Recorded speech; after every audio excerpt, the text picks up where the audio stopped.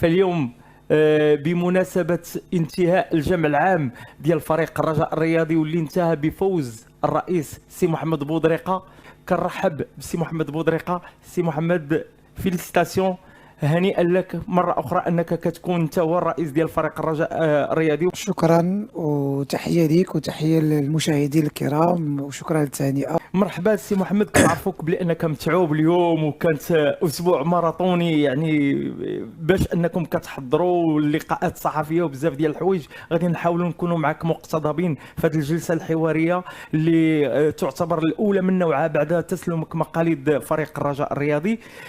الانطباع ديالك سي محمد وانت كتفوز بانتخابات اليوم؟ أولا هو شرف لي وهي مسؤولية على أنني ننتخب كرئيس نادي الرجاء الرياضي، نادي اللي هو نادي كبير وعنده متابعة كبيرة من جماهير الرجاوية، والفريق يعني ينتظر منا يعني الشيء الكثير، وإن شاء الله نكون في المستوى التطلعات ديال جماهير نادي الرجاء الرياضي في المستقبل إن شاء الله. يعني بكل صدق اسم محمد، بكل صدق، شنو اللي خلاك ترجع لتسير الرجاء في هاد الظرفيه هادي؟ كنعرفوا كاين بزاف ديال المشاكل، بزاف ديال الرواج. يعني كون معايا صريح سي محمد، شنو اللي خلاك ترجع في هاد الظرفيه هادي؟ لا، كنظن بأن هذا السؤال تطرح لي عدة مرات في عدة خرجات وعدة منابر، ولكن كيظهر لي بأن اليوم بعد ما انتخبت يعني نقدر نتكلم بأريحية مرحبا. أكثر. صراحة الاستقبال الملكي ديال سيدنا الله ينصرو الفريق نادي الرجاء الرياضي والمكونات ديالو من خلال التتويج ديالنا أو من خلال وصول الفريق لنهائي كأس العالم للأندية، الحضور ديال سيدنا الله ينصرو للملعب والدعم ديالو الكبير اللي كان نادي الرجاء الرياضي، الدعم ديالو الكبير المعنوي كذلك في الاستقبال والطريقة والحفاوة ديال الاستقبال والتكريم ديالو لجميع المكونات، يعني بقات راسخة في الذهن ديالي وراسخة في الذهن ديال جميع الرجاويين، لأن الكل يتكلم على نادي الرجاء الرياضي ويتكلم على الاستقبال الملكي اللي حظينا به.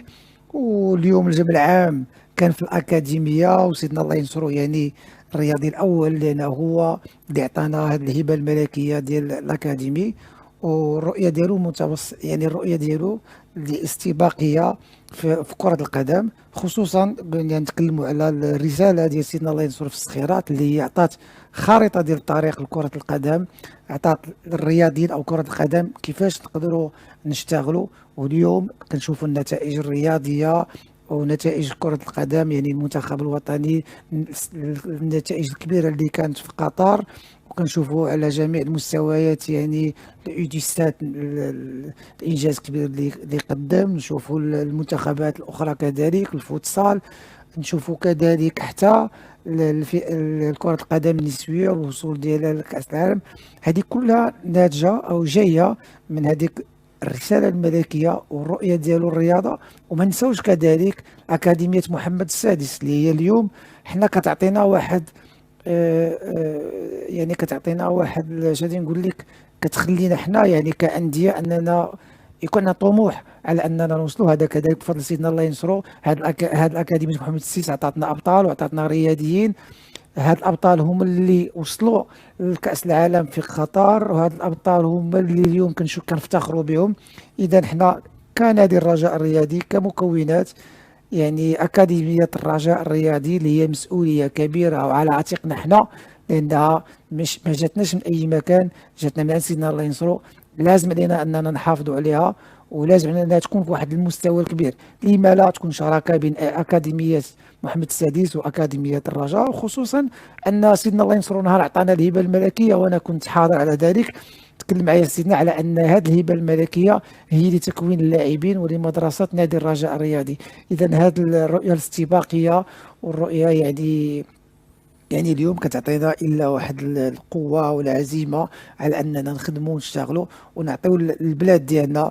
الرسالة ديال سيدنا كذلك اللي كانت في الكاف واللي كانت في الترشيح الرسمي ديال الجامعة الملكية المغربية لكرة القدم فيما يخص 2030، وتكلم سيدنا على الشباب، وتكلم كذلك على القاطرة ديال الكرة بين إفريقيا وأوروبا. هذا الشيء كامل يعني أنا اليوم يعني كشاب مغربي كرئيس نادي الرجاء الرياضي ما غتعطيني إلا كذلك واحد خارطة ديال الطريق باش في المستقبل يكون في واحد المستوى كبير وواحد الازدهار إن شاء الله.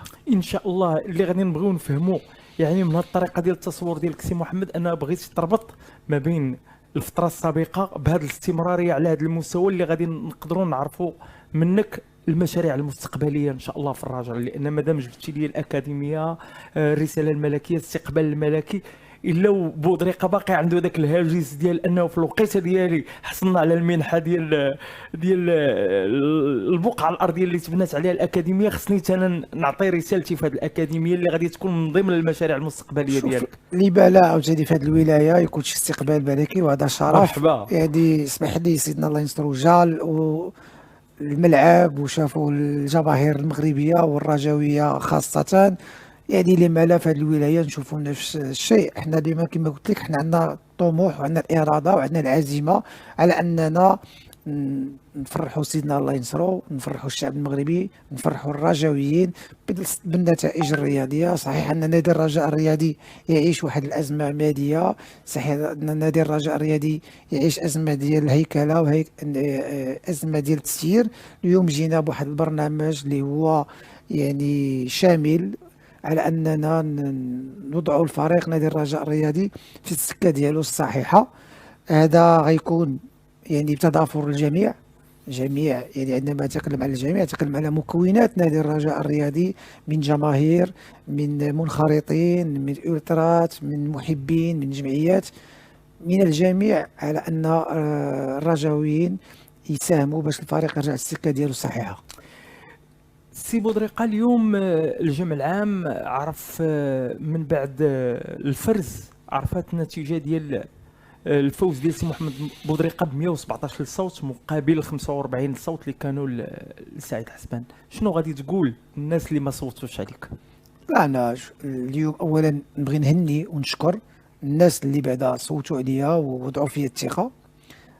اما الناس اللي ما استطاعش انني نقنعهم، فهذا غيعطيني واحد العزيمه وواحد الاراده على انني نبرهن لهم في المستقبل بان البرنامج ديالنا حنا كمجموعه، لان ماشي محمد بودريقه بوحده ولكن كلائحه، اننا كنا الافضل وغادي نعملوا ونشتغلوا باش نبينوا ماشي غير لهاد اللي ما صوتوش علينا، حتى لبعض الاخوان اللي شكوا في قدرات ديال هذه اللائحه. وان شاء الله المستقبل راهين باش يبين باننا كنا يعني كنا الاحسن ان شاء الله.